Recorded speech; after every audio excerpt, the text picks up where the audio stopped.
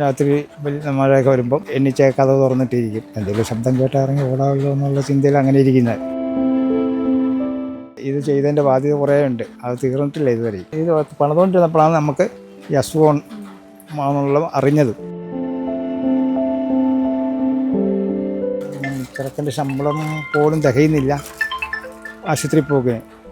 ഇനി ഒരു വാടകയും കൂടെ എങ്ങനെയായി അതിൻ്റെ സൈഡിൽ എവിടെയെങ്കിലും എന്തെങ്കിലും സംഭവിക്കാൻ നമ്മൾ തന്നെ ചെയ്യാനാണ്. 2 മുറി വീട്ടിൽ നിന്നും ഒരു വീടെന്നുള്ള സ്വപ്നം പടുത്തുയർത്തത് വർഷങ്ങളുടെ പ്രയത്നം കൊണ്ടാണ്. പക്ഷേ ഇന്ന് ഈ വീടിൻ്റെ അവസ്ഥ ഈ കാണുന്നതാണ്.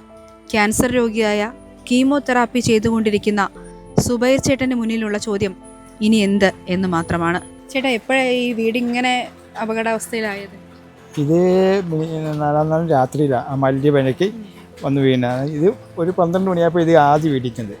ഒരു ശബ്ദം കേട്ട് ഞങ്ങൾ ഇറങ്ങിയപ്പോൾ ആദ്യം ഇതാണ് ഇടിക്കുന്നത്. അത് കഴിഞ്ഞ് ഞങ്ങൾ കയറി കിടന്നൊരു 1 മണിക്കൂർ 2 മണിയായി. 2 മണിയായപ്പോൾ ഇതുപോലെ ഒരു ശബ്ദം കൂടെ കേട്ടു. അപ്പം ഞങ്ങൾ ഓർത്തതിൻ്റെ ബാക്കി അങ്ങോട്ട് ഇടിഞ്ഞായിരുന്നു ഓർത്തത്. പക്ഷേ അവിടെ വന്ന് നിന്ന് നോക്കിയപ്പോഴാണ് ഫ്രണ്ട് മൊത്തം താഴോട്ട് കിടക്കുന്നത് കണ്ടത്. അത് കഴിഞ്ഞ് കുറേ നേരം നോക്കിയൊക്കെ നിന്ന് അമ്മ ഇറങ്ങി ചേട്ടൻ്റെ വീട് അടുത്തറ, അവിടെ പോയി കിടക്കാൻ വേണ്ടി അങ്ങോട്ട് പോകും. 2 വർഷത്തിൽ കൂടുതലൊന്നും ആയിട്ടില്ല കിട്ടിയിട്ട്. ഈ വീട് വെച്ചിട്ടും അത്രയും കൂടുതലായിട്ടില്ല. ആദ്യം ചെറുതായിരുന്നു. അത് ഈ ഒരു റൂമും സിറ്റൗട്ടെല്ലാം കൂടെ പിടിച്ചെന്നുള്ളൂ, സൗകര്യം ഇല്ലാത്തതുകൊണ്ട് ചെറുതാക്കി പിടിച്ചെന്നുള്ളൂ. അന്ന് 5 രൂപയുടെ അടുത്തായി. ഈ കെട്ടും അതെല്ലാം കൂടെ 5 രൂപയുടെ അടുത്തായിരുന്നു. ചികിത്സ തന്നെ പാടാണ്. പിന്നെ നമുക്ക് കാർഡൊന്നും ഇല്ലാത്തതുകൊണ്ട് എല്ലാത്തിനും റെഡി പൈസയാണ്. മെഡിക്കൽ കോളേജിലാണെങ്കിൽ എല്ലാത്തിനും റെഡി പൈസയാണ്. അപ്പോൾ അത് ഇതെല്ലാം കൂടെ പാടാണ്. ഇന്ന് സ്കാനിങ് കഴിഞ്ഞ് വന്നതേ ഉള്ളൂ. ഇപ്പം വേറെ സഹായത്തിനൊന്നും ആരൊന്നുമില്ല.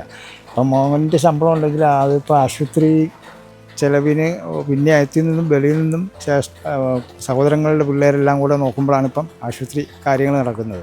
അല്ലാതെ തന്നെ നമ്മളെ കൊണ്ട് അത് തീരാൻ പിന്നെ ഇനി ഒന്നുമില്ല. എല്ലാവരും സമ്പാദ്യമായിരുന്നു, ഇതെല്ലാം ഒന്ന് കെട്ടി ഒക്കെ വന്നതായിരുന്നു. ഇനിയിപ്പോൾ അതുള്ളൂ, നമ്മളെക്കൊണ്ട് വേറെ നിവൃത്തിയില്ല. സൈഡിലുണ്ട്, അവിടെയാണിപ്പം എല്ലാവരും കൂടെ ഞങ്ങൾ 3 പേരും കൂടെ താമസിക്കുന്നത് അവിടെയാണ്. വാടകയ്ക്ക് പോകുകയാണെങ്കിൽ നമ്മൾ ഇപ്പം തന്നെ പറഞ്ഞില്ലേ, ആ ചെറുക്കൻ്റെ ശമ്പളം പോലും തികയുന്നില്ല ആശുപത്രി പോകുക. ഇനി ഒരു വാടകയും കൂടെ എങ്ങനെയായി അതിൻ്റെ സൈഡിൽ എവിടെയെങ്കിലും എന്തെങ്കിലും സംഭവിക്കാൻ നമ്മൾ തന്നെ ചെയ്യാനാണ്. അല്ലാതെ വേറെ നമ്മൾ നോക്കിയിട്ട് വേറെ നിവൃത്തിയൊന്നുമില്ല.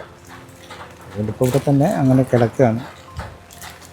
മഴയാകുമ്പോൾ പേടി ഞങ്ങൾ എണ്ണിച്ചിരിക്കും. രാത്രി മഴയൊക്കെ വരുമ്പം എണ്ണിച്ച കഥ തുറന്നിട്ടിരിക്കും. എന്തെങ്കിലും ശബ്ദം കേട്ടാൽ ഇറങ്ങി ഓടാമല്ലോ എന്നുള്ള ചിന്തയിൽ അങ്ങനെ ഇരിക്കുന്നത്. അല്ലാതെ വേറെ നോക്കിയിട്ടൊന്നും നടവില്ല.